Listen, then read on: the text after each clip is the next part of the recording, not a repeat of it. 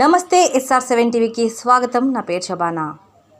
చిల్ల గుంపులో గంజాయి పట్టివేత. భద్రాద్రి కొత్తగూడెం జిల్లా అశ్వారావుపేట నియోజకవర్గం దమ్మపేట మండలం చిల్లగుంపు గ్రామంలో కొయ్యల సత్యబాబు అనే వ్యక్తి నిషేధిత గంజాయి పట్టుకొని తిరుగుతున్నాడు అనే పూర్తి సమాచారంతో దమ్మపేట పోలీస్ అధికారులు మరియు స్పెషల్ అధికారులు ఇంటిని సెర్చ్ చేసి ఛేదించి పట్టుకున్నారు.